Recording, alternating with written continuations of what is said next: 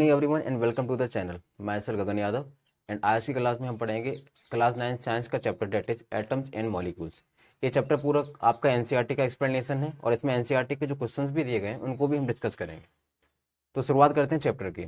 देखिए, सबसे पहले तो बात यह है कि हम अभी प्रीवियस चैप्टर्स में हम इतना पढ़ चुके हैं कि व्हाट इज मैटर और मैटर किस फॉर्म में हो सकता है, in the form of elements that and compounds, जिसको कि हम प्योर सब्सटेंस बोलते हैं, या फिर हो सकता है in the form of mixtures. ठीक है, तो ओवरऑल उसको बोलते तो मैटर है ना। तो मैटर जिन छोटे छोटे पार्टिकल से मिलकर बनता है उनको हम एटम्स बोलते हैं। ठीक है, तो इस चैप्टर हम उन्हीं एटम्स के बारे में पढ़ेंगे और साथ में ये भी जानेंगे कि कैसे ये एटम्स केमिकली कंबाइंड होकर आपस में उस मैटर का फॉर्म लेते हैं और वही मैटर हमारी सराउंडिंग में प्रेजेंट है। तो चलिए शुरू करते हैं चैप्टर को। तो चैप्टर की स्टार्टिंग करते हैं हम लोग इंट्रोडक्शन से। पहले ये जानेंगे कि इस एटम के बारे में आइडिया कहाँ से आया। तो जब भी इस आइडिया की बात होगी ना तो बहुत पुरानी बात होगी, और पुरानी बात होगी तो जो इंडियन फिलोसफर्स होते थे उनका नाम बहुत आगे रहता है। तो एंशियंट इंडियन फिलोसफर थे, ancient Indian philosophers, ancient Indian philosopher और ग्रीक फिलोसफर, इनका बहुत बड़ा रोल रहा है स्टार्टिंग में। और फिलोसफर जानते हैं ना, जो ज्ञानी लोग होते हैं, दार्शनिक जिनको बोलते हैं, तो they always wandered about the form of the matter. वो हमेशा ये सोचते रहते थे कि मैटर का जो स्मॉल फॉर्म हो सकता है वो क्या हो सकता है, कि मैटर किन छोटे छोटे पार्टिकल से मिलकर बने हैं, ये वो सोचते रहते थे। तो एक इंडियन फिलोसफर थे महर्षि कन्नड़, एक भारतीय दार्शनिक थे प्राचीन, महर्षि कन्नड़। तो इन्होंने मैटर को बोला पदार्थ, जिसको हिंदी में बोलते हैं पदार्थ, मैटर को। और उन्होंने ये बताया कि किसी पदार्थ को अगर हम डिवाइड करते जाएं, मतलब उसको विभाजित करते जाएं, और तो क्या होगा, वो छोटे पार्टिकल्स में डिवाइड होता जाएगा। उन पार्टिकल्स को वो कहते थे अणु। ठीक है ना। तो क्या हुआ, उन्होंने कहा उन पार्टिकल्स जिनको कि अणु उन्होंने बोला, उन पार्टिकल्स को भी और फर्दर डिवाइड करते जाएंगे, डिवाइड करते जाएंगे, तो एक स्टेज ऐसी आएगी कि वो पार्टिकल अब आगे और डिवाइड नहीं हो पाएगा। ठीक है, तो उसको उन्होंने नाम दिया परम अणु, यानी कि परमाणु। मतलब अणुओं का वो रूप जो सबसे एंड रूप है, सबसे एंड फॉर्म है किसी अणु का, किसी पार्टिकल का सबसे एंड जो फॉर्म है, मतलब जिसके आगे अब कोई डिवीजन पॉसिबल नहीं है, उसको उन्होंने बोला परमाणु, और उसी को बोला जाता है एटम। तो ये तो एक इंडियन फिलोसफर थे, उन्होंने ये बात बोली। सेम इसी बात को ग्रीक फिलोसफर थे दो, एक दो डेमोक्रिटस एंड ल्यूसिपस, ये दो ग्रीक फिलोसफर थे।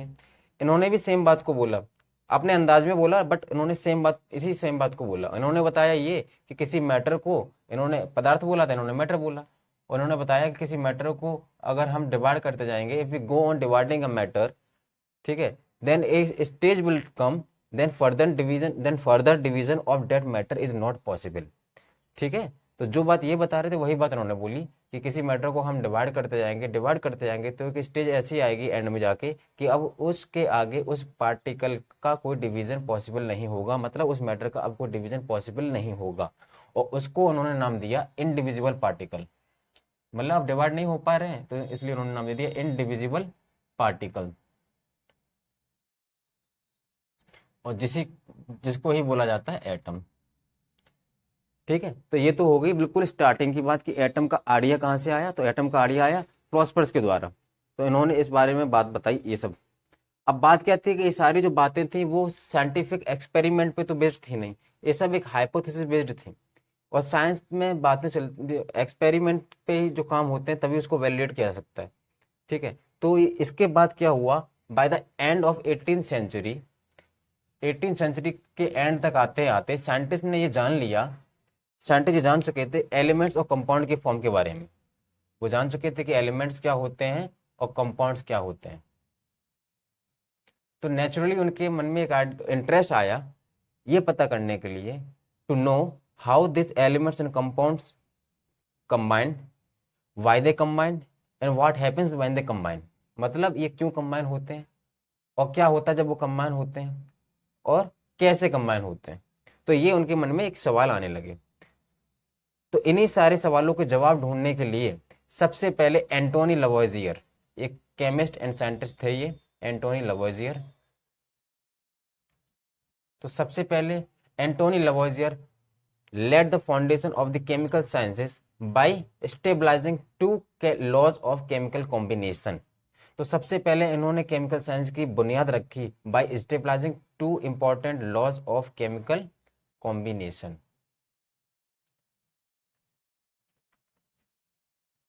इसीलिए एंटोनी लवोइजियर को फादर ऑफ केमिस्ट्री भी बोला जाता है। ठीक है, ये तो मैंने आपको जानकारी के लिए बता दिया। आते हैं आगे। तो इन्होंने लॉज ऑफ केमिकल कॉम्बिनेशन दी और इन्होंने बहुत सारी एक्सपेरिमेंटेशन वर्क करने के बाद ये लॉज निकाली। और इनके साथ में एक और साइंटिस्ट थे, जोसेफ एल प्राउस्ट। इनके पार्टनर रहे थे जोसेफ एल प्राउस्ट। तो इनके साथ मिलकर इन्होंने two laws of chemical combination दी। तो जिसमें कि पहली लॉ है लॉ ऑफ कंजर्वेशन ऑफ मास,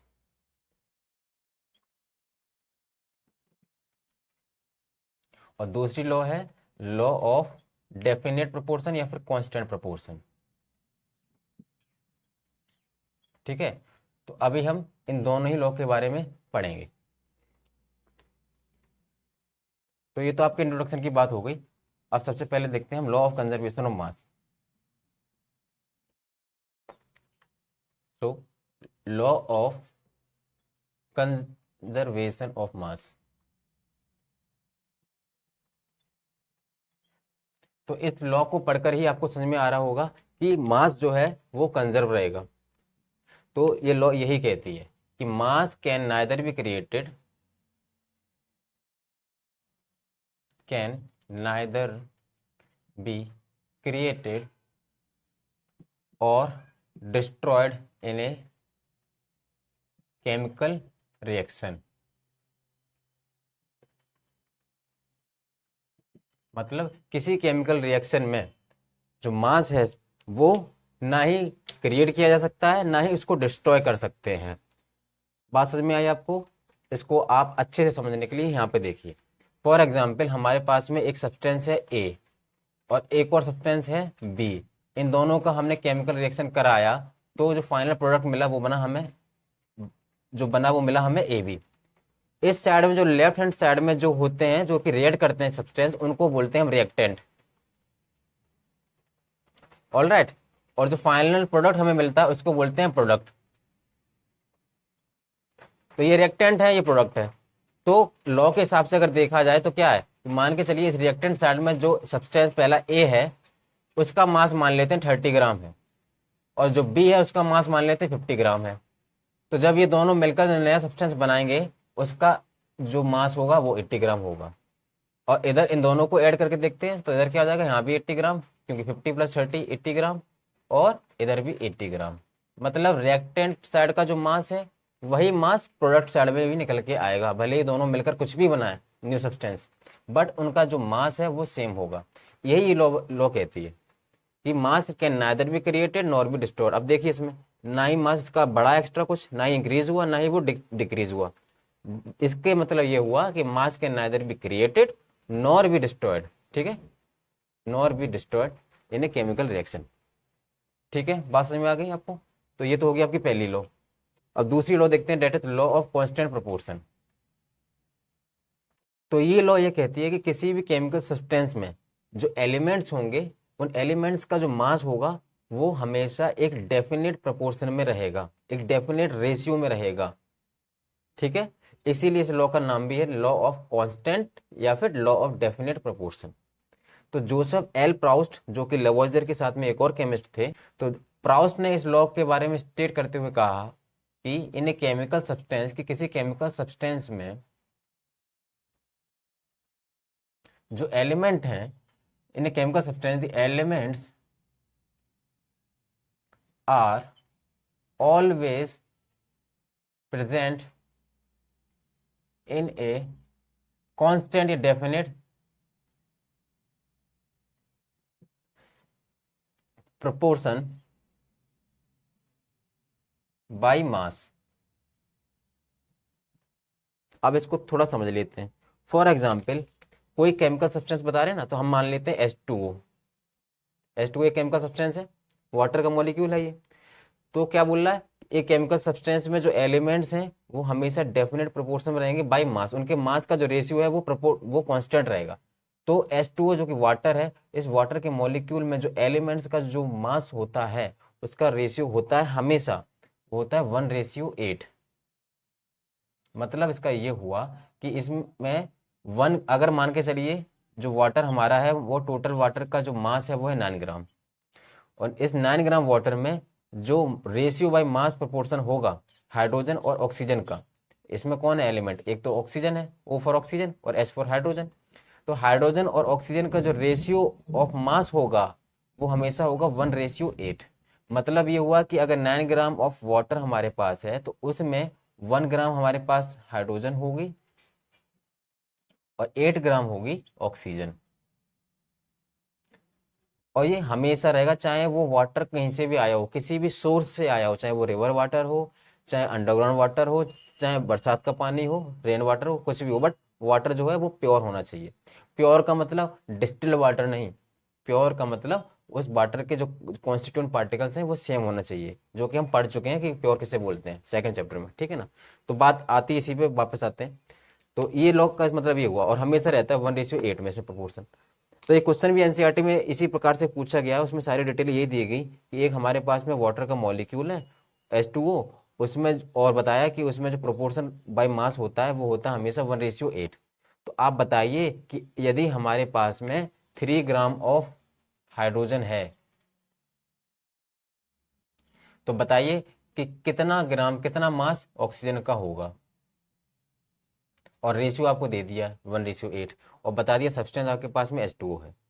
समझ में आ रही है बात क्या है। तो क्वेश्चन ये है कि आपके पास में H2O एक केमिकल सब्सटेंस है और उसका रेशियो है मास दे दिया 1:8, हाइड्रोजन और ऑक्सीजन का रेशियो है मास ये रहा, और हाइड्रोजन का जो मास आपको दे दिया कि 3 ग्राम ऑफ हाइड्रोजन है, तो आप बताइए कितना ग्राम ऑफ ऑक्सीजन, मतलब कि कितना मास होगा ऑक्सीजन का, ये पूछा है।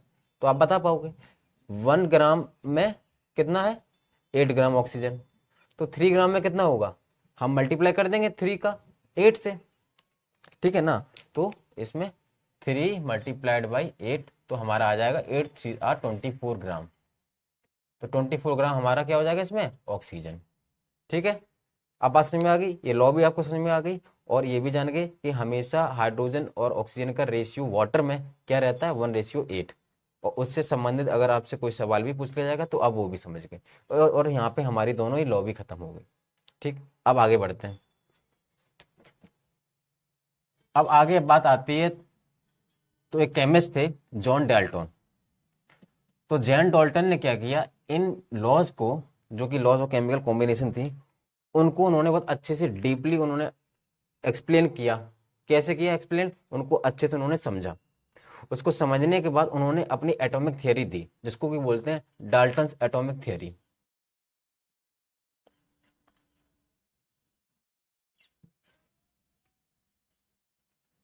तो सबसे पहली बात तो यह है कि डाल्टन एटॉमिक थियरी क्या करती है।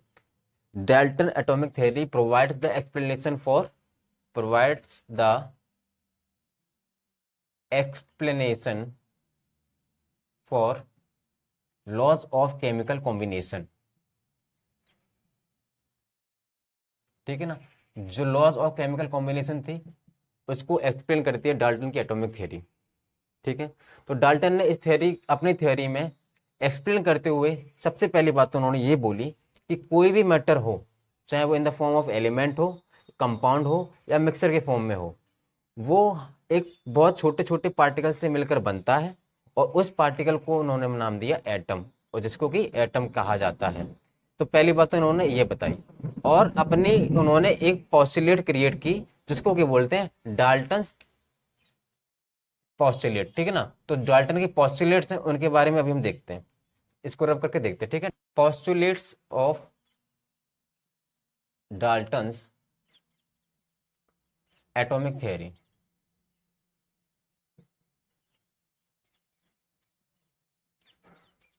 तो पहली बात तो उन्होंने यही बोली कि ऑल मैटर,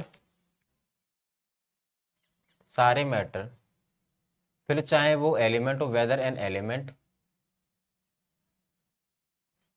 या कंपाउंड हो और कंपाउंड, और मिक्सचर या मिक्सचर हो, ठीक है। एलिमेंट और कंपाउंड कौन होते हैं, ये प्योर सब्सटेंस के रूप में होते हैं, और मिक्सचर तो मिक्सचर होता ही है, बट ये ओवरऑल कौन है, मैटर के ही तो पार्ट है ये, ठीक है ना, मैटर की तो डिवीजन है। तो मैटर कोई भी हो, चाहे वो एलिमेंट या कंपाउंड हो या फिर मिक्सचर हो, are made up of smallest particles या फिर small particles called atoms.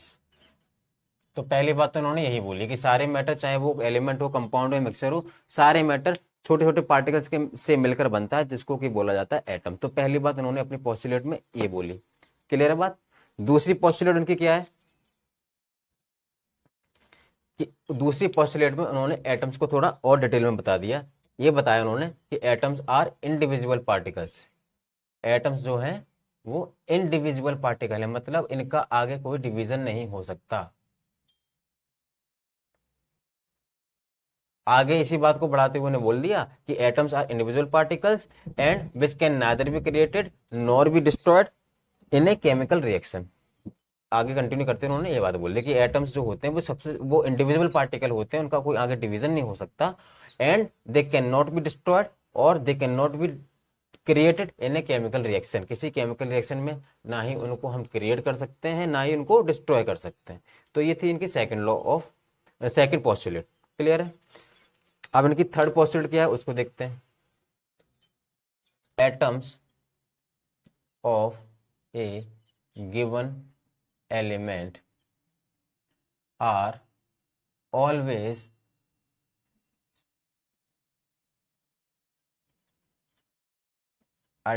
identical in mass and their chemical properties। या फिर ऑलवेज हटा दो तो कोई मतलब नहीं। बात ये कहती है, ये पोस्टुलेट ये कहती है कि कोई भी एक एलिमेंट है, मान के चलिए एलिमेंट आपका एक आयरन है, कोई भी एलिमेंट, ठीक है ना, एलिमेंट प्योर सब्सटेंस का फॉर्म होता है एक। तो कोई भी एक एलिमेंट ले लिया हमने आयरन, तो ये बता रहे हैं ये कि आयरन के अंदर जो एटम्स होंगे, जितने भी एटम्स होंगे, उसके अंदर तो बहुत सारे एटम्स होंगे ना, मिलियंस की संख्या में होंगे, उससे भी ज़्यादा होंगे एटम्स। तो उसके अंदर जितने भी एटम्स होंगे, उन सारे एटम्स का, प्रत्येक इंडिविजुअल एटम्स का जो मास होगा और उसकी जो केमिकल प्रॉपर्टीज होंगी, वो सारे ही एटम्स की सेम होंगी, आइडेंटिकल होंगी। आइडेंटिकल का मतलब सेम होंगी, ठीक है। अब अगर डिफरेंट एलिमेंट्स की बात हो जाए तो उन्होंने बोला कि एटम्स ऑफ, अगर डिफरेंट एलिमेंट्स हैं, यदि अलग अलग एलिमेंट्स हैं, तो उनके एलिमेंट, उनके एटम्स की केमिकल प्रॉपर्टीज और उनके एटम्स का जो मास है वो डिफरेंट होगा। Atoms of different elements have different mass, different masses and different chemical properties. इसमें कोई बड़ी बात तो है नहीं, समझ में आ गई बात आपको। Atoms combine in the atoms combine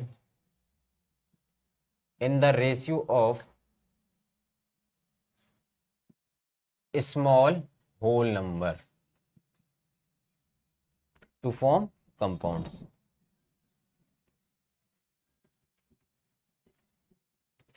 तो एटम्स जब कंपाउंड बनाते हैं तो वो किस रेशियो में कंबाइन होते हैं, छोटे से होल नंबर के रेशियो में। होल नंबर का मतलब समझते हो आप ना, जीरो से जो काउंटिंग शुरू होती है, मतलब होल नंबर में डेसिमल आपका नहीं आएगा, ठीक है। और छोटा सा होल नंबर क्यों, क्योंकि एटम्स के जब कंबाइन हो रहे हैं तो छोटे ही रेशियो में कंबाइन होंगे। तो ये बात उन्होंने बोली। तो ये बात कुछ कुछ वैसी हो गई जो कि हमारी लॉ ऑफ कांस्टेंट प्रोपोर्शन थी कुछ, और इसीलिए तो मैंने बोला था ना आपको कि इनकी जो पोस्टुलेट्स हैं डाल्टन की, वो क्या कर रही हैं, his postulates are providing explanation for the laws of chemical combination. ठीक, आगे बढ़ते हैं। इनकी जो सिक्स पोस्टुलेट, जो कि लास्ट पोस्टुलेट है, वो ये है कि the relative number and the relative number of atoms and kinds of atoms. इसलिए बोल सकते हैं the relative number and kinds of atom present in a given compound are constant.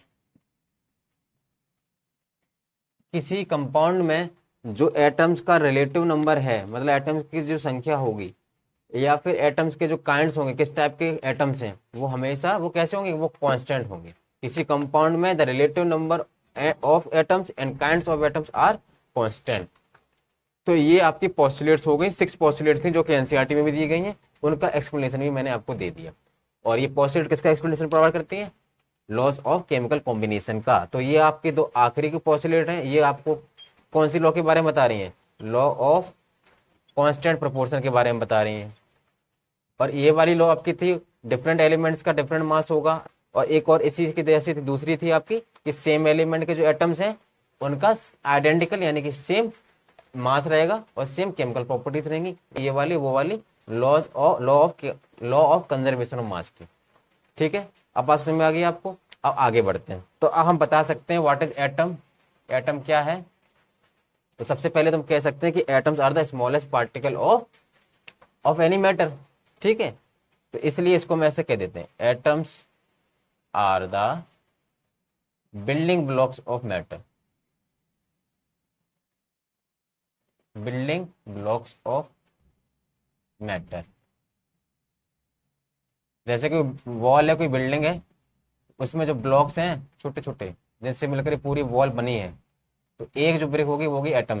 मतलब आप जैसे अपने बायोलॉजी में पढ़ा होगा ना, जो सेल्स होती हैं, cells are the building blocks of our body, तो उसी प्रकार से किसी मैटर का जो बिल्डिंग ब्लॉक है उसको एटम बोल दिया। ठीक है, छोटा पार्टिकल हो गया, ये तो आप जान भी चुके हैं अभी तक। अब इन एटम्स का साइज देख लेते हैं कि इन एटम्स का साइज क्या होता है। साइज ऑफ एटम्स, तो एटम्स का साइज आप जान सकते हैं कि बहुत छोटा होगा। ठीक है ना, तो एटम का साइज कैसे मेजर करते हैं, एटॉमिक रेडियस लेते हैं हम। एटम की रेडियस मतलब एटॉमिक रेडियस, एटॉमिक रेडियस लेते हैं एटम्स की, उसमें इसका हम साइज मेजर करते हैं। तो atomic radius is measured in, किस में मेजर करते हैं एटॉमिक रेडियस, इसको मेजर करते हैं हम नैनोमीटर्स में। ठीक है, नैनोमीटर्स में, क्योंकि बहुत छोटा होता है एटम, इसलिए बहुत छोटी ही यूनिट हमको चाहिए होगी, तो नैनोमीटर्स में मेजर करते हैं। और 1 नैनोमीटर कितना होता है आपको पता होगा, 1 nanometer is equals to 10⁻⁻9 meter. ठीक है, क्लियर है बात। अब यहीं से तो 1 मीटर कितना हो जाएगा हमारा, 1 मीटर इक्वल्स टू 10⁻9 नैनोमीटर। ठीक है, अगर 1 नैनोमीटर 10⁻⁻9 मीटर है, तो 1 मीटर में कितने हो जाएंगे नैनोमीटर, 10⁻9 नैनोमीटर, प्लस हट जाएगा। ठीक, तो ये तो इतनी बात आपको समझ में आ गई उसके साइज के बारे में। इसका साइज जो है वो नैनोमीटर्स में काउंट करते हैं, और 1 नैनोमीटर की आपको यूनिट कितनी होती है वो बता दी मैंने, और एटॉमिक रेडियस ही उसका फाइंड करते हैं। तो सबसे छोटा जो एटम होता है वो होता है हाइड्रोजन का एटम। तो यहाँ पे कुछ मैं एटम्स लिख दे रहा हूँ, और यहाँ पे उन एटम्स की एटॉमिक रेडियस।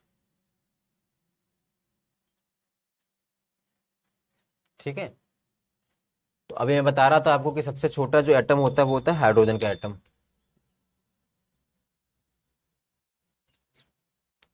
तो हाइड्रोजन के एटम की जो एटॉमिक रेडियस होती है वो होती है 10⁻⁻10 meter, and it is the smallest atom. ठीक है, आगे दूसरा 2-3 आपको मैं बता दे रहा हूं। मॉलिक्यूल ऑफ हीमोग्लोबिन, उसका कितना साइज होता है। हीमोग्लोबिन आप जानते हैं ना, हमारे ब्लड में जो पिगमेंट होता है, रेड पिगमेंट, उसको बोलते हैं हीमोग्लोबिन। उसका मॉलिक्यूल का साइज कितना होगा वो देखते हैं अभी। और एक और आप देख लीजिए, मॉलिक्यूल ऑफ, ये 3-4 आपके एनसीईआरटी में दिए हैं, मैं 2-3 ही आपको करा दे रहा हूँ। अब अगला देख लेते हैं, मॉलिक्यूल ऑफ वाटर। वाटर के मॉलिक्यूल का साइज कितना होता है, वाटर के मॉलिक्यूल का जो साइज होता है वो होता है 10⁻⁻9 मीटर, मतलब एग्जैक्टली 1 नैनोमीटर। ठीक, एक और देख लेते हैं, that is molecule of haemoglobin. Haemoglobin तो पता होगा आपको, जो हमारे ब्लड में पिगमेंट होता है उसको बोलते हैं हीमोग्लोबिन। तो उसके मॉलिक्यूल का साइज कितना होता है 10⁻⁻8 मीटर। ये 3-4 आपके एनसीईआरटी में दिए हैं, ये मुझे जरूरी लगे इसलिए मैं आपको इतना बता दिया। बाकी ये आप याद रखना कि सबसे छोटा हाइड्रोजन होता है तो उसकी आपको एटॉमिक रेडियस पता होनी चाहिए। ठीक है, तो एक सीरीज में आपको मैंने करा दिए इतने, तो आपको इतना ही आप देखिए बस। आगे बढ़ते हैं। अब हम आगे बढ़ेंगे और हम एलिमेंट्स के सिंबल्स के बारे में पढ़ेंगे। तो हम देखते हैं कि सिंबल्स ऑफ एलिमेंट्स, यानी कि एलिमेंट्स को सिंबल्स किस प्रकार से दिए जाते थे। तो उसके लिए सबसे पहले डाल्टन ने स्टार्टिंग की। तो Dalton was the first scientist to use symbol for an element. तो उन्होंने कुछ इस प्रकार से सिंबल्स दिए एलिमेंट्स को। ठीक है, और आपके एनसीईआरटी में कुछ दिए तो उनमें से कुछ बता दिए, आपको दिखा दिए, क्योंकि अब तो आईयूपीएससी देता है। ठीक है ना, तो ये तो पहले स्टार्टिंग कहाँ से हुई उसके बारे में मैंने आपको बता दिया। आगे बढ़ते हैं। सिंबल्स की स्टार्टिंग कर दी डाल्टन ने, उन्होंने कैसे दिए आपने अभी देख लिए। अब जो नेम्स ऑफ एलिमेंट्स थे तो स्टार्टिंग में वो कैसे दिए जाते थे, नेम्स ऑफ एलिमेंट्स। तो स्टार्टिंग में क्या होता था, इन द बिगिनिंग, शुरुआत में जो एलिमेंट्स के जो नेम हैं वो दिए जाते थे सबसे पहले, जैसे कि from the place of their origin, from the place of their origin, मतलब उन एलिमेंट्स की जो प्लेस ऑफ ओरिजिन है वहां से, उसी प्लेस ऑफ ओरिजिन के नेम से ही उनका नाम ले लिया। जैसे कि कॉपर है तो कॉपर की प्लेस ऑफ ओरिजिन साइप्रस, तो साइप्रस से कॉपर का नाम आ गया। ठीक है, तो उसमें से एक एग्जांपल आपको ये बता दिया, जैसे साइप्रस से, जो साइप्रस कॉपर की प्लेस ऑफ ओरिजिन होगा तो उस साइप्रस से उस कॉपर का नाम आ गया। तो शुरुआत में तो कुछ इस प्रकार से दिए जाते थे। आगे क्या होता था, कुछ एलिमेंट्स के नाम दिए जाते थे from the colour of that element, from the colour of the element. जैसे कि आपका गोल्ड है, ठीक है ना, तो गोल्ड का नेम कहां से आया, उसके कलर से, क्योंकि गोल्ड का कलर कैसा होता है, येलो। ठीक, तो इस प्रकार से उसके कलर से ले लिए गए। तो शुरुआत में इस प्रकार से नाम जो लिए गए वो आपने नेम के बारे में जान लिया। अब आगे क्या होता है, नाउ डेज क्या होता है, अभी अभी आईयूपीएसी जो है वो किसी भी एलिमेंट को नेम या सिंबल प्रोवाइड करता है, अप्रूव करता है। ठीक है, सो नाउ डेज, ये तो पुरानी बात हो गई। अब देखते हैं नाउ डेज आईयूपीएसी, जिसका कि फुल फॉर्म होता है international union for pure and applied chemistry.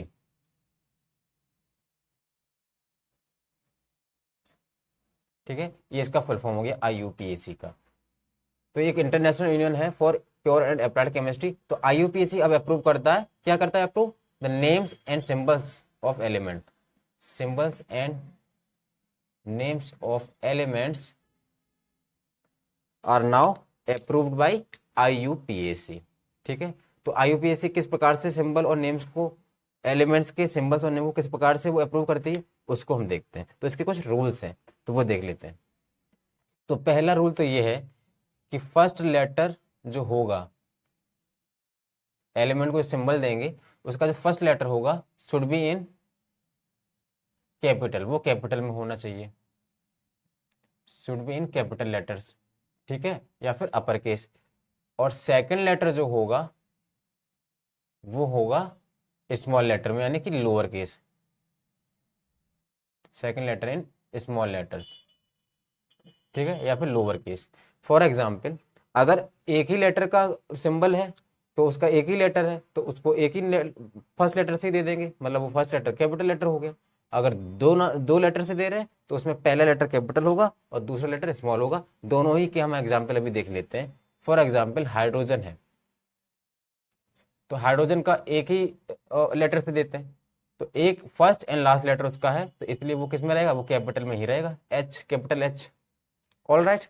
दूसरा जैसे कि आपका आर्गन है, आर्गन भी एक एलिमेंट है, तो आर्गन का जो सिंबल होगा वो होगा कैपिटल ए और स्मॉल आर। तो इसमें इसमें दो लेटर यूज हो रहे हैं तो पहला कैपिटल हो गया और सेकंड वाला स्मॉल लेटर में हो गया।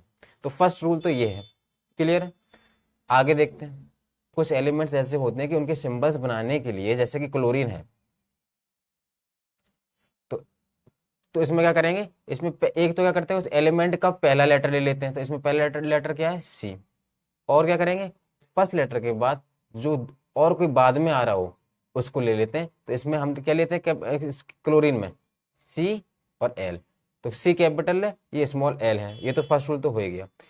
ठीक है, अब बात क्या हो रही थी कि कुछ एलिमेंट्स ऐसे हैं जिनमें क्या करते हैं, उनके सिंबल बनाने के लिए we use the first letter of that element and the letter that coming letter, and the second letter कौन सा लेंगे, and second letter taken from the name of element that is coming letter, जो कि बाद में आ रहा होगा उस नाम के। ठीक है ना, तो क्लोरीन, तो सी के बाद डायरेक्ट एल आ रहा, प्रोनाउंस करने में भी इजी हो रहा है, तो इसके बाद डायरेक्ट एच ना लेके एल ले लिया, तो कुछ एलिमेंट्स को इस प्रकार से सिंबल दे देते हैं। ठीक है, आगे और देखते हैं, बाकी के जो और सिंबल्स हैं एलिमेंट्स के वो ले लिए गए हैं उन एलिमेंट्स का जो नेम है इन लैटिन, ग्रीक और जर्मन। मतलब जैसे कि आपका आयरन है, आयरन एलिमेंट का नाम है, आयरन को लैटिन में बोलते हैं फेरम, तो इस लैंग्वेज में तो लैटिन में तो बोला गया फेरम, तो यहीं से उसका सिंबल ले लिया गया। तो क्या लिया इसका सिंबल, इसका ले लिया कैपिटल एफ जो कि first letter, then small E that is second letter. ठीक है, तो इसलिए आयरन का सिंबल क्या होता है हमारा, एफ ई। ऑल राइट, इसी प्रकार से और भी एक दो हैं, उनको भी देख लेते हैं, जैसे कि सोडियम। ठीक है ना, अब आपको पता है कि सोडियम का जो सिंबल है वो क्या होता है, एस से कुछ नहीं शुरू होता, वो होता है एन ए। तो ये एन ए कहां से आया, नेट्रियम, नेट्रियम। ठीक है ना, तो पोटासियम,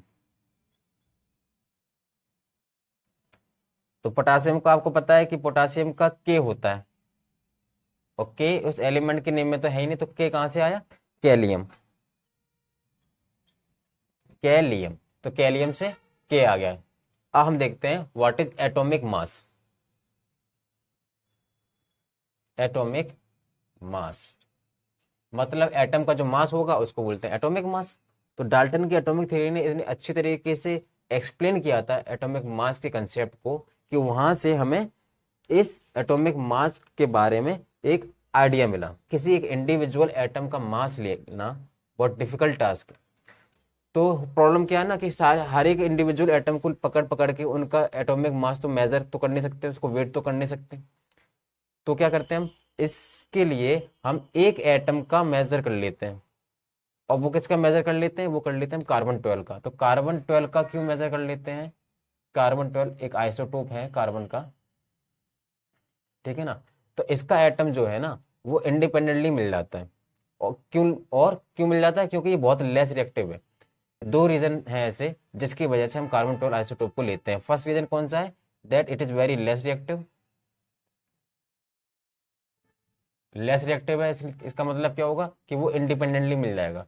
दूसरा क्या है, it is very abundant, it is very abundant in nature, nature में ये अबंडेंट है, खूब सारा है हमारे नेचर में ये, इसलिए कार्बन 12 को लेने का ये कारण हुआ। अच्छा एक बात और मैं आपको बता दूं कि एटॉमिक मास को जो मेजर करते हैं तो वो किस में मेजर करते हैं, उसकी यूनिट क्या होती है एटॉमिक मास की, वो होती है स्मॉल यू, और स्मॉल यू का मतलब होता है यूनिफाइड मास। अभी इसको देखते हैं, तो आप समझ गए अभी मैं क्या बता रहा था आपको, मैं ये बता रहा था कि किसी इंडिविजुअल एटम को पकड़ के, हर एक एटम को पकड़ पकड़ के मेजर करना बहुत डिफिकल्ट टास्क है, इतने सारे एलिमेंट्स हैं। तो क्या किया हमने, हमने एक ले लिया एलिमेंट कार्बन 12 आइसोटोप ले लिया। इसके एटम को लेने के क्या रीजन थे, ये दोनों मैंने आपको बता दी, ये कारण थे। तो इसका एटॉमिक मास मेजर कर लिया, अब इसी के एटॉमिक मास से रिलेट कर करके हम बाकी के एलिमेंट्स के एटम का मास मेजर कर लेते हैं। तो इसलिए क्या बोलते हैं, रिलेटिव मास। तो हम क्या लेते हैं, रिलेटिव मास लेते हैं बाकी के एलिमेंट्स का। तो रिलेटिव मास समझ में आ गया, कैसे लेते हैं। फॉर एग्जाम्पल आप मार्केट में गए, आप कुछ फ्रूट्स खरीदने गए, तो फ्रूट्स खरीदने गए तो फ्रूट सेलर के पास में क्या था, उसके पास में उसने क्या कर रखा है, उसने एक वाटरमेलन लिया। उस वाटरमेलन का वेट मान के चलिए आप कि 12 kg है फॉर एग्जाम्पल, ठीक है ना, इतना नहीं भारी होगा, लेकिन बता रहा हूँ टोटल वाटरमेलन का वेट है 12 kg। तो उसने क्या किया, इसके 12 इक्वल पार्ट्स कर लिए, 12 बराबर इसने हिस्से कर लिए इसके, ठीक है ना। कहने का मतलब उसने 12 इक्वल पार्ट्स में इसको डिवाइड कर लिया, तो हर एक पार्ट का कितना वेट हो जाएगा, 1 kg। अब आपको अगर 1 kg ऑरेंजेस परचेज करने हैं तो वो क्या करेगा, इसी 1 पार्ट को लेगा, ठीक है ना, और वो एक साइड रखेगा और आपके ऑरेंजेस को इधर रख के उसको वेट कर देगा, उसको मेजर कर देगा, ठीक है।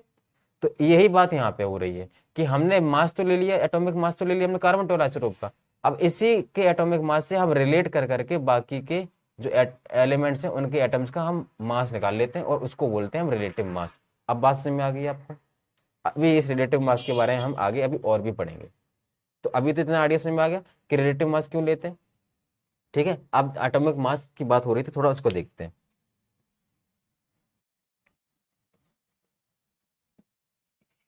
ठीक है, तो पहले हम एटॉमिक मास को बता क्या सकते हैं, it is the mass of an atom. किसी एटम का जो मास होता है उसको बोलते हैं हम एटॉमिक मास। पहले एटॉमिक मास यूनिट को, किसी एटम के मास का जो यूनिट है उसको बोल देंगे एटॉमिक मास यूनिट। तो पहले तो एटॉमिक मास यूनिट को हम एब्रीविएट करते थे स्मॉल AMU, इससे एब्रीविएट करते थे।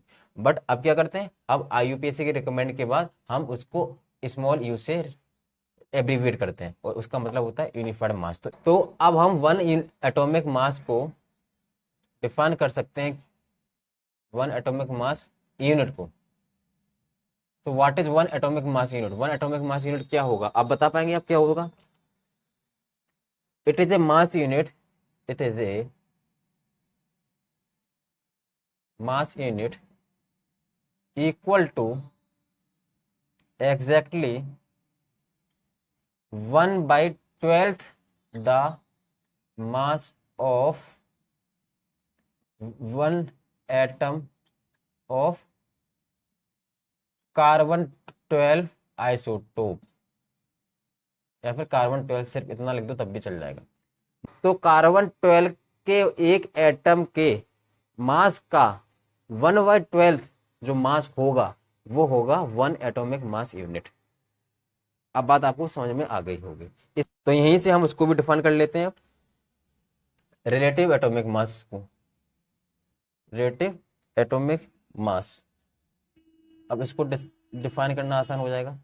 तो रिलेटिव एटॉमिक मास हम किसे बोलेंगे, it is the average, average को शॉर्ट में लिख दे रहा मैं, it is the average mass of the atom as compare to 1/12 the mass of one atom of carbon 12, ठीक है। तो ये एवरेज मास है as compare to the 1/12 the mass of one atom of carbon 12, ठीक है।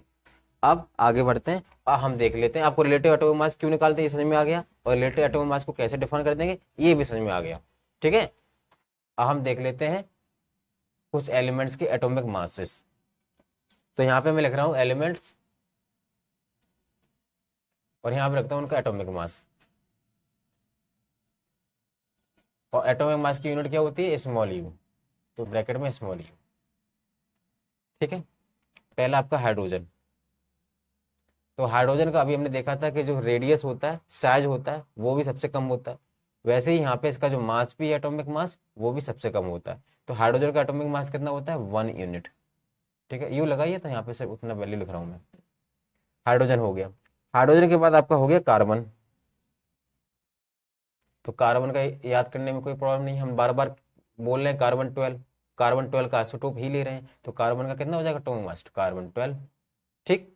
अगला nitrogen. Nitrogen का देखिए एन, देखिए एन का ये पहला वाला जो है ना, इसको मान लिया 1 और ये बन रहा है, इसको थोड़ा सा और बढ़ा के देख लो आप, तो आपको लगेगा कि ये कुछ कुछ 4 के जैसा बन रहा है, तो ऐसे याद आपको हो जाएगा। तो नाइट्रोजन का 14। ऑक्सीजन, ऑक्सीजन का होता है 16, ऑक्सीजन सी आ रहा है ऑक्सीजन प्रोनाउंस करने में, तो हमने 16 उसका, यहाँ से 16 हम समझ लेंगे उसका 16 होगा। ऑक्सीजन के बाद सोडियम और इसके साथ में मैग्नीशियम, ये दोनों साथ साथ में हैं, इसके लिए इसका 23 और इसका 24। अब आपका एक और है क्लोरीन और एक है कैल्शियम। तो पहले कैल्शियम देखते हैं, तो कैल्शियम का आपका हो जाएगा 40, ठीक है ना 40।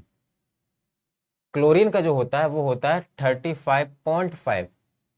तो जितने भी अभी आपने एटॉमिक मास देखे हैं ना, उसमें केवल क्लोरीन ऐसा है जिसका डेसिमल में एटॉमिक मास आता है, ठीक है, ये आपको याद होना चाहिए। आगे बढ़ते हैं। अब एटम एग्जिस्ट कैसे करते हैं, ठीक। जो नोबल गैसेस होती हैं, नोबल गैसेस या फिर नोबल एलिमेंट्स, ठीक है ना, वो कौन कौन से होते हैं, जैसे कि आर्गन है, क्रिप्टन है, नियोन है, इस प्रकार से एक्सेट्रा। इस प्रकार से नोबल गैसेस होती हैं, नोबल एलिमेंट्स होते हैं। तो ये नोबल एलिमेंट्स कौन होते हैं, ये वो होते हैं जो बहुत ज्यादा लीस्ट रिएक्टिव होते हैं, they are very less reactive. तो लेस रिएक्टिव होते हैं, इसलिए क्या होता है, ये इंडिपेंडेंटली मिल जाते हैं, इंडिपेंडेंटली फॉर्म। मतलब इंडिपेंडेंटली मिल जाएंगे, कैसे मिल जाएंगे, सिंगल फॉर्म में, इन दी सिंगल फॉर्म। तो नोबल गैसेस हमें जो है वो सिंगल एटम के फॉर्म में मिल जाते हैं, क्योंकि ये बहुत कम लेस रिएक्टिव है। बाकी के एलिमेंट्स हैं वो रिएक्टिव हैं, इसलिए वो सिंगल फॉर्म में नहीं मिल पाते, वो किसी ना किसी के साथ में कंबाइंड फॉर्म में ही मिलते हैं। तो बाकी के जो रिएक्टिव वाले हैं एलिमेंट्स, वो उनके एटम्स क्या होते हैं, उनके एटम्स कंबाइन होकर आयंस या मॉलिक्यूल्स की फॉर्म में मिलते हैं, ठीक है। तो हम वही पढ़ेंगे कि what are molecules, what are molecules. Molecules क्या होते हैं, molecules are the group of 2 or more atoms.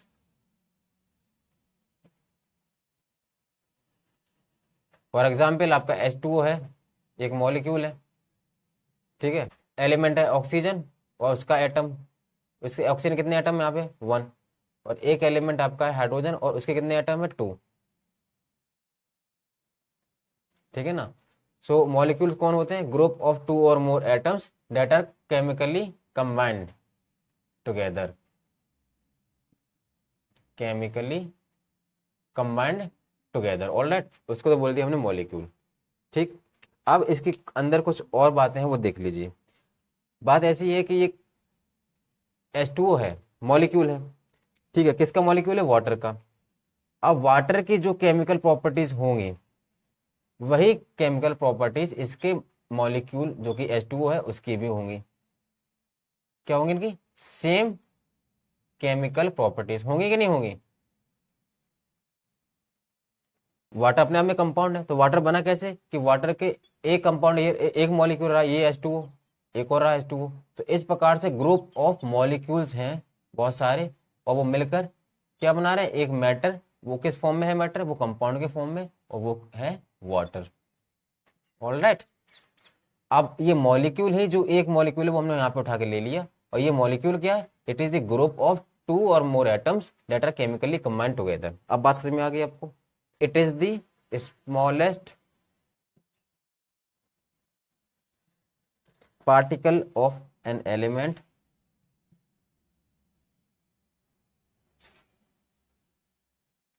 और कंपाउंड, किसी कंपाउंड या एलिमेंट का एक सबसे छोटा जो पार्टिकल होगा, जैसे कि कंपाउंड हमारा वाटर था, उसका सबसे छोटा पार्टिकल कौन सा है, मॉलिक्यूल की फॉर्म में है उसके अंदर, तो वो कौन है, H2O।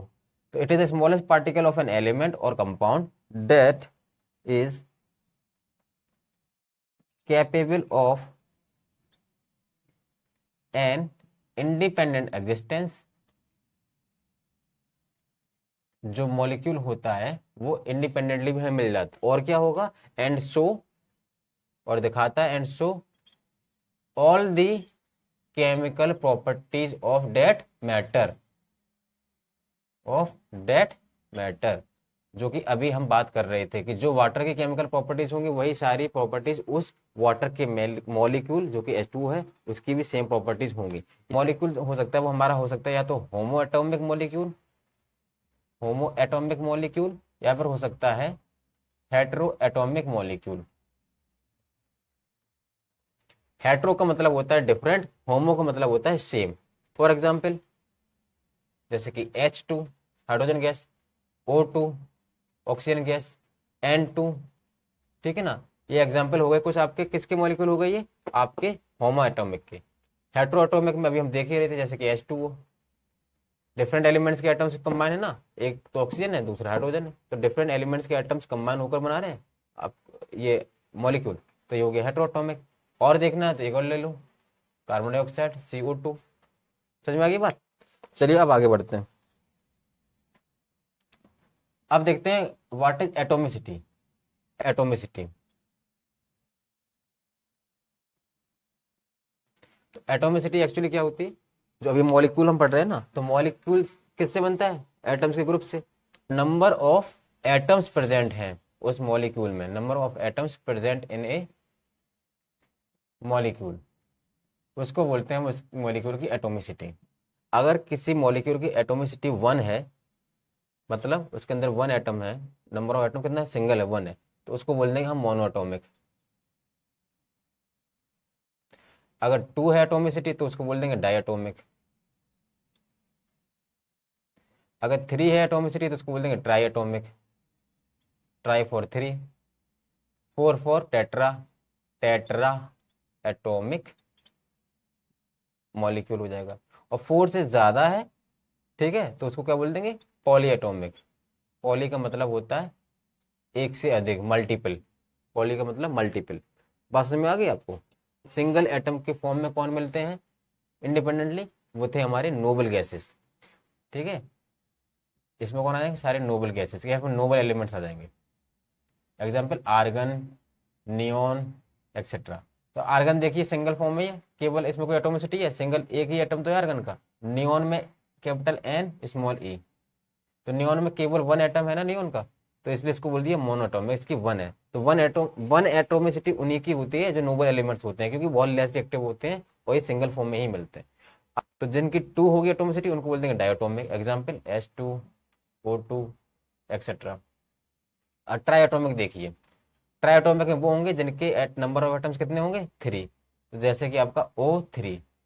तो O3 क्या है, ओजोन। O3 को क्या बोलते हैं, ओजोन। ओजोन लेयर प्रेजेंट होती है हमारे एटमॉस्फेयर में, जो कि हमें हार्मफुल अल्ट्रावायलेट रेडिएशन से प्रोटेक्ट करती है। तो वो ऑक्सीजन के अगर 3 एटम्स हो जाएंगे तो उसको बोल देते हैं ओजोन, और इसकी एटोमिसिटी क्या हो जाएगी ट्राई एटोमिक। टेट्रा में आप देख लीजिए P4, P4 ये कौन है, P4 आपका हो गया ये फॉस्फोरस, ठीक है ना। फॉस्फोरस को बोलते हैं, सिंबल तो होता है फॉस्फोरस का P, लेकिन इसकी एटोमिसिटी क्या है P4। जो फॉस्फोरस का जो मॉलिक्यूल होगा उसकी एटोमिसिटी होगी 4, क्लियर। और पॉली एटोमिक जिसमें एक से ज्यादा, इनसे 4 से भी ज्यादा होगी एटोमिसिटी, जैसे कि सल्फर। सल्फर जो है वो पॉली एटोमिक होगा। आम देखते हैं आयंस। जब किसी मेटल और नॉन मेटल के एटम से मिलकर कोई कंपाउंड बनता है, ठीक है ना, तो उस कंपाउंड को हम बोलते हैं आयोनिक कंपाउंड। आयोनिक कंपाउंड मतलब कौन, किसी मेटल और नॉन मेटल के एटम्स होंगे वो आपस में कंबाइन होकर जो कंपाउंड बना रहे हैं वो कहलाएगा आयोनिक कंपाउंड। और जब इस प्रकार से जो कोई कंपाउंड बनता है तब उनके ऊपर चार्ज क्रिएट हो जाता है। फॉर एग्जाम्पल NaCl, इसमें Na मतलब सोडियम वो है मेटल और क्लोरीन वो है नॉन मेटल, तो इनके ऊपर चार्ज क्रिएट हो जाता है, ठीक है ना। और हमेशा अपोजिट चार्ज ही रहेंगे, क्योंकि अपोजिट चार्ज तो अट्रैक्ट करते हैं एक दूसरे को, सेम चार्ज थोड़ी ना होगा, ठीक है। तो ये हमारा क्या बन गया, एक NaCl एक आयोनिक कंपाउंड बन गया, इसको बोलेंगे हम आयोनिक कंपाउंड। अब जिनके ऊपर चार्ज जो बन जाता है इन चार्ज को बोलते हैं हम आयंस, इन चार्ज स्पीसीज को हम बोलते हैं आयंस। तो हम इस प्रकार से डिफाइन कर पाएंगे आयंस को, देखिए compounds which are composed of metals and non-metals contain charged species, ठीक है, and this charged species are known as ions. This charged species are called ions. बात समझ में आ गई आपको? अभी हमने एग्जांपल में देख लिया, मेटल और नॉन मेटल का ग्रुप था हमारा NaCl, और उसके ऊपर क्या हो गए थे, चार्ज स्पीसीज क्रिएट हो गए थे, तो उसी चार्ज स्पीसीज को हम बोलते हैं आयंस। एग्जांपल भी आपने देख लिया। अब जो चार्ज स्पीसीज जो बनती हैं उनके ऊपर या तो क्या हो सकता है, पॉजिटिव चार्ज हो सकता है, या तो आयंस जो है हमारे या तो हो सकते हैं पॉजिटिवली चार्ज या फिर negatively charge. So ions can be positively charge और नेगेटिवली चार्ज। जो पॉजिटिवली चार्ज जो होता है उसको हम बोलते हैं कैटायन। कौन सा आयन? कैट आयन, मतलब कैट फॉर पॉजिटिव। और जो नेगेटिवली चार्ज होता है जो हमारा आयन, उसको बोलते हैं एन आयन। तो NaCl जो था उसमें Na+ जो था वो हो गया हमारा कैटायन, और Cl नेगेटिव जो था वो हमारा हो गया एनायन। इतनी बात समझ में आ गई आपको? अब आयन जो होता है या तो वो सिंगल एटम के ऊपर चार्ज हो सकता है, उसको बोल देंगे आयन, ठीक है ना। सो आयन में कंटेन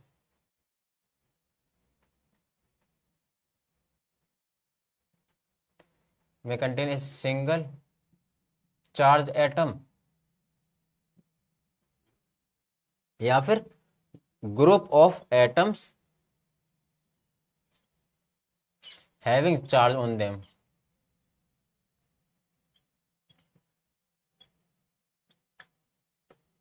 ठीक है, एग्जाम्पल, इसका एग्जाम्पल देखिए क्या बोल रहा है कि आयंस में contain a single charge atom, मतलब एक सिंगल ही एटम है इसके ऊपर चार्ज है। सोडियम है, एक सिंगल एटम है इसके ऊपर चार्ज है।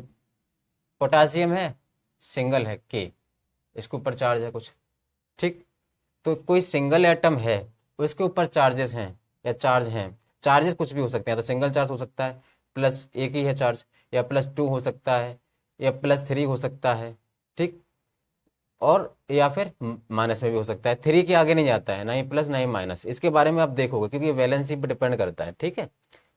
तो वैलेंसी जो होती है वो कभी भी 3 से ज़्यादा नहीं होती, सिर्फ 4 वैलेंसी इकलौती कार्बन की होती है, ठीक। तो जब कोई अच्छा होता क्या, मैं आपको बता दूं, तो जब कोई जो एलिमेंट है मेटल वाला, जब वो अपने अपने एटम्स देता है तो देगा कौन? जिसके पास में ज़्यादा होगा, पॉजिटिव अमाउंट, जो पॉजिटिव होगा वो दे पाएगा, ऐसे आप समझिए। तो जब वो अपने एटम्स देता है दूसरे को तो उसके पास पास में आ जाता है पॉजिटिव चार्ज, जैसे NaCl है, ठीक है ना। तो प्लस माइनस जरूर होता है। तो NaCl में मतलब क्या है, ये एक एक एटम दे दे तो ये इसकी वैलेंसी सेटिस्फाइड हो जाएगी। कहने का मतलब वैलेंसी क्या होती है, वैलेंसी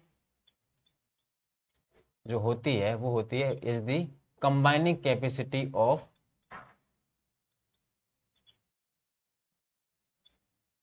एनी कंपाउंड, ठीक, ठीक है। किसी कंपाउंड एलिमेंट की जो कंबाइनिंग कैपेसिटी होती है उसको हम बोलते हैं वैलेंसी। तो वैलेंसी मतलब क्या, वैलेंसी सेटिस्फाइड होना चाहिए। तो इसमें वैलेंसी का क्या रोल है, वैलेंसी इनकी सेटिस्फाइड, सोडियम जो Na है इसमें, इसकी वैलेंसी ऐसे सेटिस्फाइड हो पाएगी कि ये अपना एक एटम दे दे, और किसे दे दे, जिसे एक की जरूरत हो। सोडियम को एक देने की जरूरत है, इन्हें एक देना है एटम, और क्लोरीन को चाहिए कि मुझे एक मिल जाए, ठीक है। तो इन्होंने एक एटम दे दिया, इसके पास में इनके पास आ गया 1 पॉजिटिव चार्ज, इन्होंने एक ले लिया तो इनके पास में आ गया 1 नेगेटिव चार्ज, और इस प्रकार से दोनों आपस में मिल गए। अब बात समझ में आ गई? आगे इसके बारे में डिटेल हम पढ़ेंगे आगे चैप्टर्स में, और भी डिटेल में आप पढ़ोगे अपने और भी सीनियर क्लासेस में, हायर क्लासेस। तो अभी यहाँ की बात कर रहे थे, इसको आप देखिए, इसको मैं हटाता हूँ फिलहाल। तो कोई सिंगल एटम है उसके ऊपर चार्ज है, या फिर क्या बताया मैंने, या फिर ग्रुप ऑफ एटम्स हो सकते हैं और उनके ऊपर चार्ज है, ठीक। ऐसे आयन्स को हम बोलते हैं पॉली एटॉमिक आयन। क्या बोलते हैं? पॉली का मतलब मैंने बताया ना आपको, पॉली का मतलब मल्टीपल, पॉली एटॉमिक आयन्स। तो what are poly atomic ions? They are the group of atoms which are having charges on them. ठीक है, एग्जाम्पल पॉलीएटॉमिक आयन का आप देख लीजिए, जैसे कि फॉस्फेट।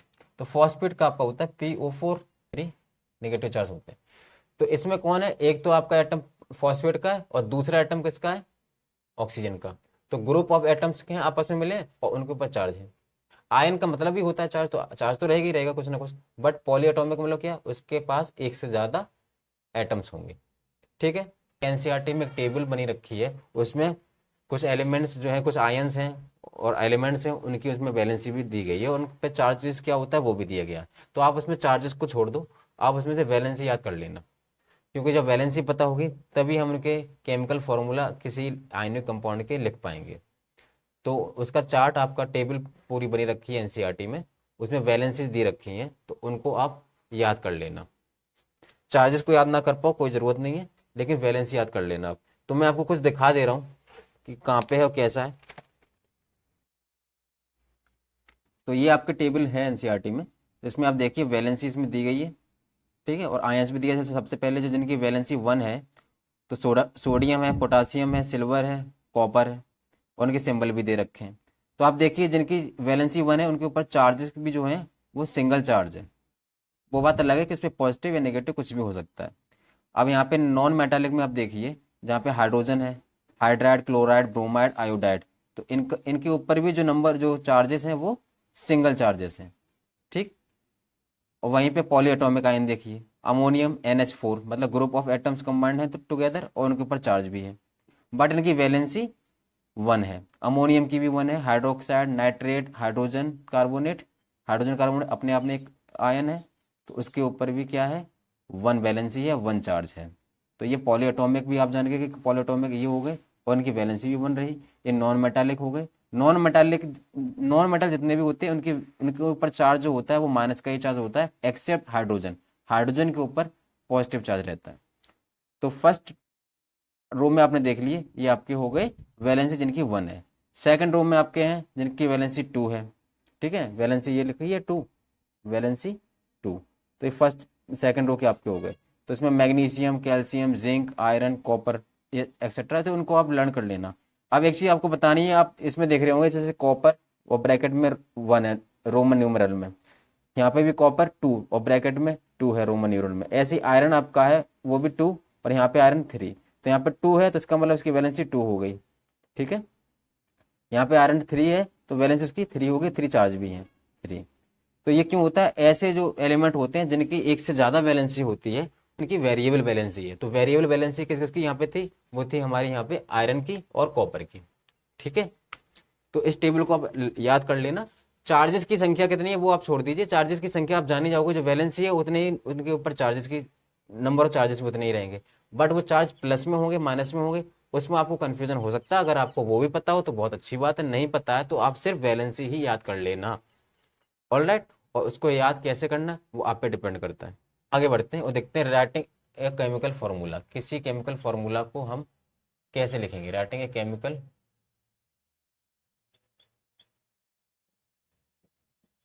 फॉर्मूले। फॉर्मूले, फॉर्मूले क्यों लिखा है, क्योंकि जो प्लूरल होता है फॉर्मूला का उसको इसके आगे हम ई लगा देते हैं। ठीक है, फॉर्मूलाज नहीं होता है, फॉर्मूले। तो what is a chemical formula, एक केमिकल फॉर्मूला क्या होता है। तो chemical formula it is a symbolic, ठीक है ना, सिंबल से रिप्रेजेंट कर रहे हैं, it is a symbolic representation of its composition.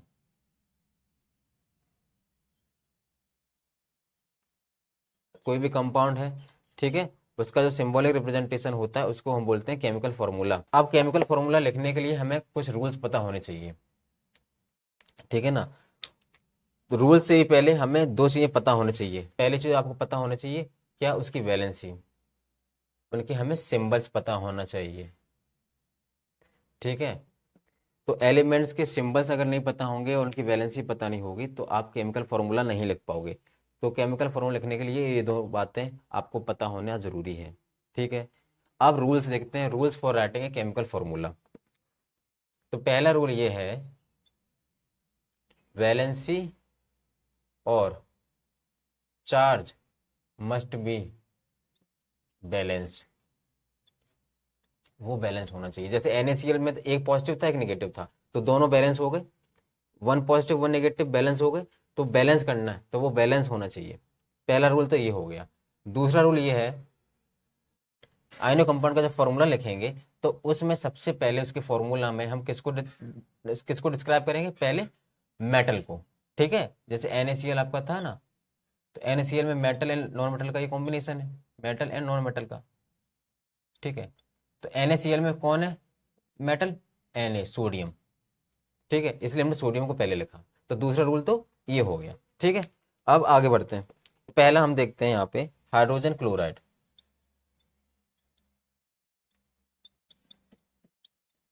तो हाइड्रोजन क्लोराइड, तो अभी हमने क्या बताया था, सबसे पहले दो बातें पता होना चाहिए, क्या, उनका सिंबल।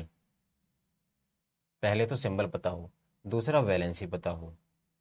ये दोनों पता है आप बस लिख लोगे, उसके बाद तो बस रूल फॉलो करना। रूल कुछ नहीं, अभी प्रैक्टिस करोगे आपको तो रूल भी पता हो जाएंगे। तो पहले सिंबल, हाइड्रोजन का सिंबल क्या होता है, H। क्लोराइड मानी कि इसमें एलिमेंट कौन है, क्लोरीन, तो क्लोरीन का सिंबल क्या होता है, Cl। सिंबल लिख लिए। अब वैलेंसी देखिए, हाइड्रोजन जो होती है, हाइड्रोजन की वैलेंसी कितनी होती है, 1 +1 होती है, प्लस माइनस छोड़ दीजिए, वैलेंसी पता है 1 होती है। क्लोरीन देखिए, क्लोरीन में वैलेंसी कितनी होती है, क्लोरीन की भी होती है 1 -1। ठीक, अब प्लस और माइनस था तो इसलिए आपस में बैलेंस हो गए, चार्ज बैलेंस हो गए, और वैलेंसी है ही। तो आपको चार्ज अगर पता है तो यहाँ पे चार्ज भी आप मेंशन कर देना, और नहीं पता है तो कोई बात नहीं, तो आप चार्ज मत लिखना, आंसर गलत मत करना आप। अगर आपको चार्ज पता है तो बैलेंस हो जाएगी, वैलेंसी पता है तब भी बैलेंस हो जाएगा। अब क्या करना है, अगला स्टेप देखिए। अगले स्टेप में हमको इनको बस क्रॉस कर देना है, 1 इसके साथ में ऐड करना है, और ये वाला 1 इसके साथ में ऐड करना है। तो H के साथ में क्या रहेगा, नंबर ऑफ एटम H के 1 रहेंगे, Cl वो भी 1। तो हम इसको H1Cl1 तो लिखेंगे नहीं, सिंपल रहने दो ऐसे ही। एक H एक ही तो बना है तो H एक हो गया, क्लोरीन एक सिंगल बना है तो HCl। ठीक है, तो इस प्रकार से हम किसी कंपाउंड का केमिकल फॉर्मूला बनाते हैं। अब हम धीरे धीरे जो कुछ एनसीईआरटी में भी आपके कंपाउंड जो दिए गए हैं, और कुछ एनसीईआरटी में क्वेश्चंस में भी कुछ पूछे गए हैं केमिकल फॉर्मूले, उनको हम यहाँ पे देखते हैं। ठीक है, अब हमारे पास भी कुछ कंपाउंड्स हैं। सबसे पहले क्या लिखना है हमें, सिंबल। तो हाइड्रोजन का सिंबल H। सल्फाइड यानी कि यहाँ पे कौन है, सल्फर, एलिमेंट कौन है इसमें, सल्फर, तो सल्फर का क्या होता है सिंबल, S। इनकी वैलेंसी लिख दीजिए, तो यहाँ पे हमने लिखा पहले तो सिंबल, फिर हम लिखेंगे इसकी वैलेंसी। ठीक है, तो हाइड्रोजन की वैलेंसी कितनी होती है, 1, यानी कि +1। ये सल्फाइड का मतलब कौन है, सल्फर, तो सल्फर की वैलेंसी कितनी होती है, 2। अब हमें क्या करना है, इसको क्रॉस करना है। तो H के साथ में 2, और S सिंगल है तो H2S। तो यह हमारा बन गया H, हाइड्रोजन सल्फाइड H2S। ठीक है, अब आगे देखते हैं कार्बन टेट्रा क्लोराइड। तो इसमें सबसे पहले हम लिखेंगे सिंबल। तो कार्बन का सिंबल क्या हो गया, C। टेट्रा क्लोराइड, टेट्रा लगा है उसका मतलब 4 है, वो छोड़ दो आप। क्लोराइड यानी कि क्लोरीन, इसमें एलिमेंट देखिए बस कौन सा आप, क्लोरीन इसमें एलिमेंट, तो क्लोरीन का सिंबल क्या होता है, Cl। इतनी बात समझ में आ गई। अब कार्बन की जो वैलेंसी होती है, मैंने आपको बताया था, कार्बन सिर्फ इकलौता एक ऐसा वो एलिमेंट है जिसकी वैलेंसी 4 होती है, तो इसकी वैलेंसी यहाँ पे लिखिए, इसकी वैलेंसी 4 यहाँ पर हो गई। क्लोरीन की वैलेंसी होती है 1। ठीक है, अब इसको हम क्रॉस करेंगे, कार्बन की +4 या -4 कुछ भी हो सकती है। ठीक है, अगर +4 वो दे रहा है किसी को, अगर 4 किसी को दे रहा है तो उसके ऊपर +4 आ जाएगी, अगर वो 4 किसी से ले रहा है तो -4 हो जाएगी। ठीक है, कार्बन के बारे में पूरा एक चैप्टर है आपके क्लास 10th की साइंस में। अब यहाँ पे देखिए, तो C के साथ में 1 है तो C, Cl के साथ में 4, Cl4। Magnesium chloride, symbol magnesium का मतलब Mg, क्लोराइड यानी कि क्लोरीन, उसका सिंबल Cl। क्लियर है बात। अब इसके में लिखनी है यहाँ पे वैलेंसी। मैग्नीशियम की वैलेंसी कितनी होती है, मैग्नीशियम की वैलेंसी होती है 2, और Cl यानी कि क्लोरीन अभी देखा हमने 1। ठीक है, क्रॉस करेंगे और तो देखिए Mg लिख दिया हमने, सिंगल था वो लिख दिया, Cl2। ठीक है, calcium hydroxide, Ca calcium hydroxide का क्या होता है, OH।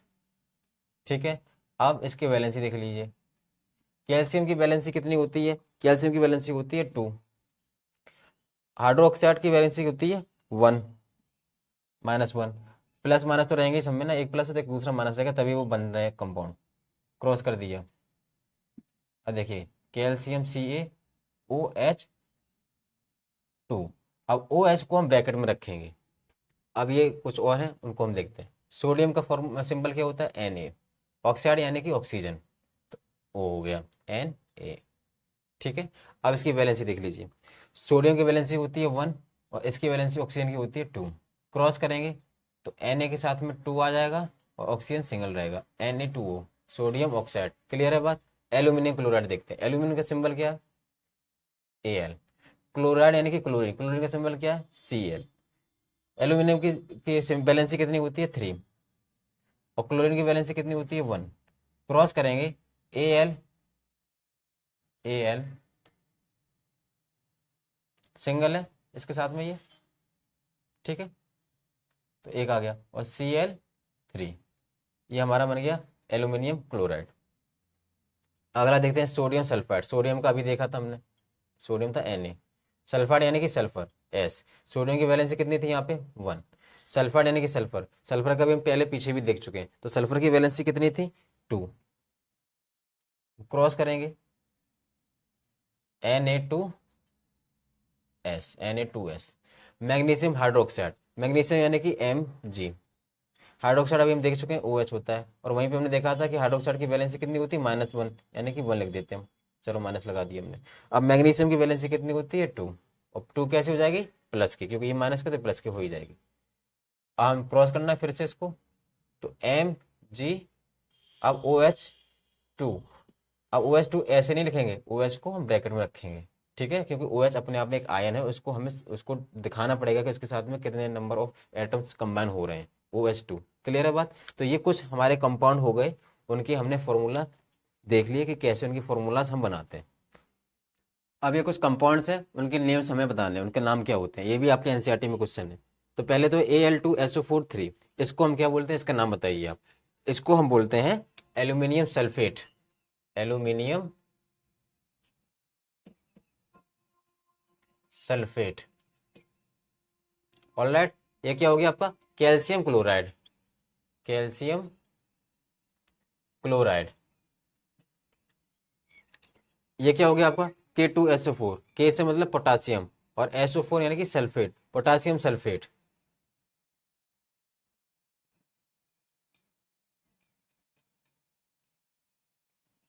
अगला KNO3, K से पोटासियम फिर से हो गया यहाँ पे,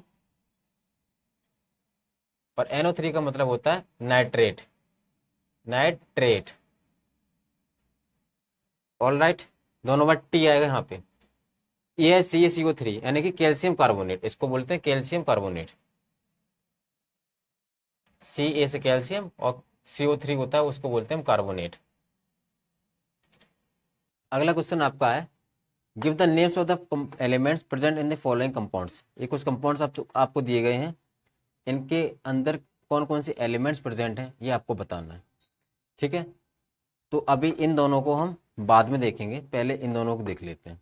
हाइड्रोजन ब्रोमाइड, तो हाइड्रोजन ब्रोमाइड, तो हाइड्रोजन ब्रोमाइड में एक तो हमारा हाइड्रोजन है ही, ठीक है ना, हाइड्रोजन, ठीक है। दूसरा एलिमेंट कौन है, एलिमेंट्स तो बताने, ब्रोमाइड यानी कि ब्रोमीन, ब्रोमीन एलिमेंट इसके अंदर है, तो ये दोनों एलिमेंट इसके अंदर हो गया। पोटासियम सल्फेट, पोटासियम सल्फेट का कैसे फॉर्मूला क्या होता है, पोटासियम सल्फेट का क्या फॉर्मूला होता है, KSO4 होता है बोलिए, K4 पोटासियम होता है। तो एक तो हमारा इसमें कौन हो गया, पोटासियम हो गया, ठीक है। ये सल्फेट S से क्या हो गया, सल्फर,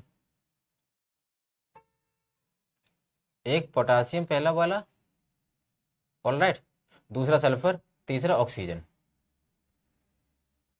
तो ये तीन हमारे इसके अंदर एलिमेंट्स हो गए प्रेजेंट। ये समझ में आ गई बात। इनको हटा दूं मैं, अब इन दोनों को आराम से देखेंगे। बेकिंग पाउडर और क्विकलैम्प किसको बोलते हैं उसको देखते हैं अभी। क्विकलैम्प को बोलते हैं हम कैल्शियम ऑक्साइड। अब आप बता पाओगे एलिमेंट्स, तो पूछे ना एलिमेंट्स बता पाओगे, तो Ca मतलब एक तो एलिमेंट इसमें कैल्शियम हो गया, दूसरा एलिमेंट कौन हो गया O4 ऑक्सीजन।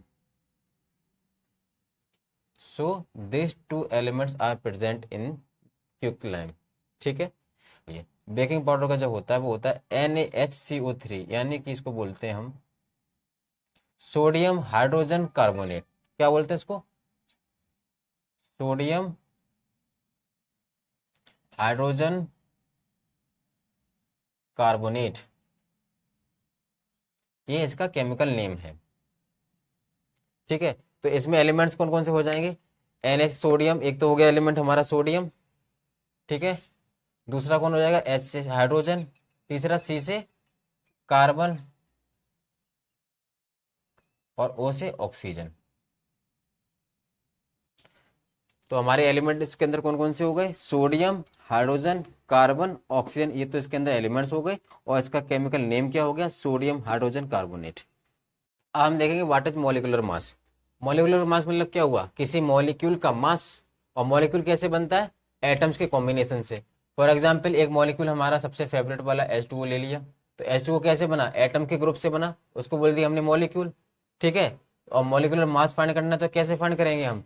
हमें पता होना चाहिए हाइड्रोजन का एटॉमिक मास, ठीक है, और ऑक्सीजन का एटॉमिक मास, और उसको हम ऐड कर देंगे। तो मॉलिक्यूलर मास को हम डिफाइन कर सकते हैं कि it is the sum of all the it is the sum of the masses of it is the sum of the masses of all the atoms present in the molecule।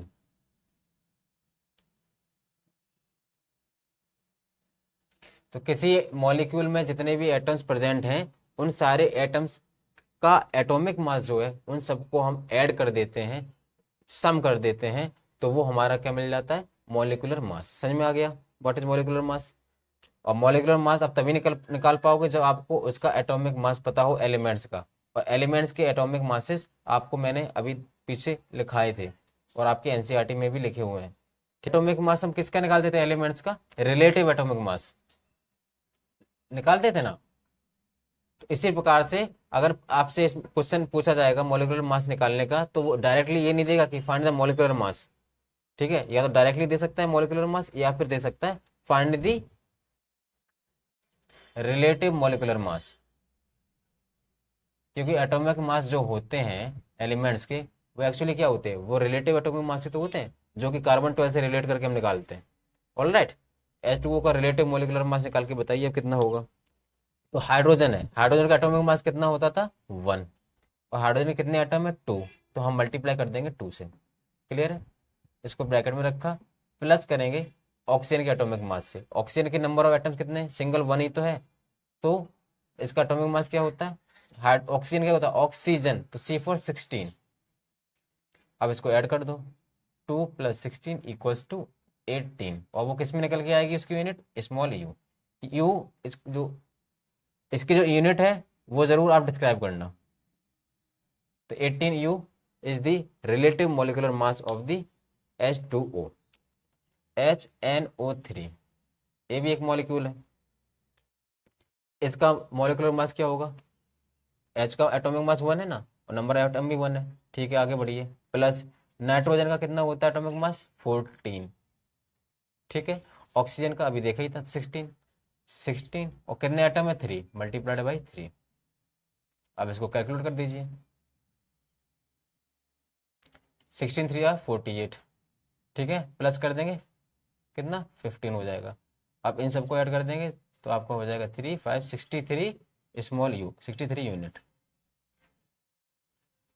ठीक है, तो अब आप समझिए कि कैसे हम उसका रिलेटिव मॉलिक्यूलर मास निकालते हैं, और आपको उसको निकालने के लिए एटॉमिक मासेस पता होने चाहिए। ठीक है, अब आगे बढ़ते हैं।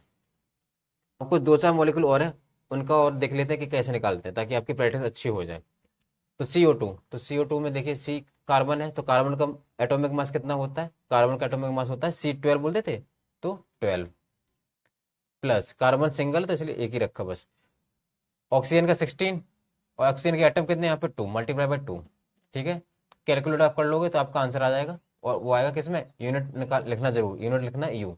C मतलब 12, कितने एटम है? 2 × 2 ब्रैकेट में, प्लस हाइड्रोजन का 1 होता है एटॉमिक मास, और नंबर ऑफ एटम्स 4 हैं, तो हमने इसको कर दिया। इसको भी फाइंड कर लेना आप।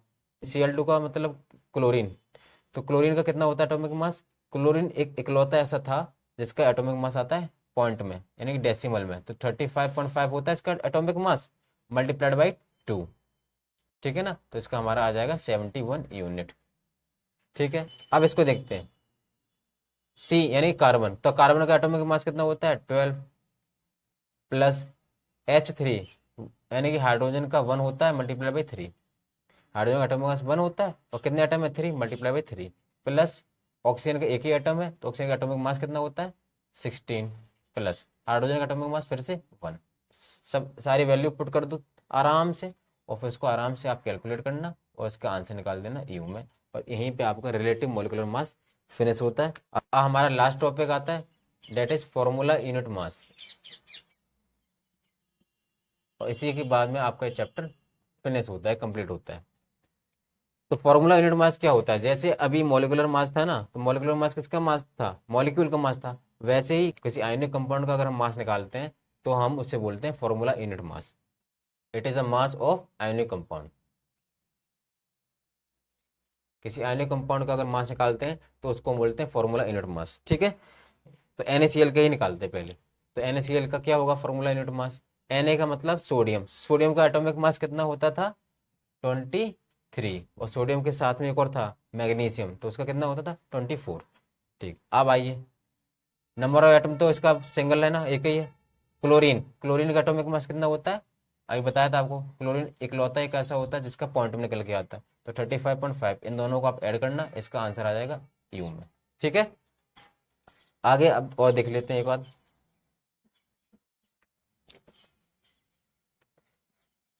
CaCl2 इसको देख लेते।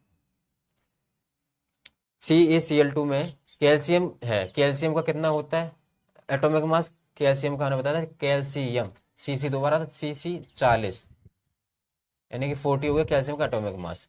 क्लोरीन का फिर से आ गया, क्लोरीन पॉइंट में होता है इसका, कितने एटम है 2 मल्टीप्लाइड बाई 2, तो ब्रैकेट वाले को पहले हम सॉल्व करेंगे, तो इसका कितना आ जाएगा 71 प्लस 40 इक्वल्स टू, इसका आंसर आ जाएगा 111 यूनिट। ऑलराइट, इसको आप खुद सॉल्व करना। तो फॉर्मूला यूनिट मास क्या होता है, it is the mass of ionic compound, और इसकी यूनिट भी वही रहती है यू से, और इस प्रकार से हम निकालते हैं जैसे मॉलिक्यूलर मास निकाल लेते हैं उसी प्रकार से। तो एटॉमिक मास आपको याद होना चाहिए, एलिमेंट के सिंबल पता होने चाहिए और उनकी वैलेंसी पता होने चाहिए, तो उससे आप इस चैप्टर के आप सारे क्वेश्चन सॉल्व कर सकते हैं। और एनसीईआरटी के जितने भी क्वेश्चन थे मैंने सारे यहाँ पे सॉल्व करा दिए। यहीं पे आपका चैप्टर पूरा फिनिश होता है।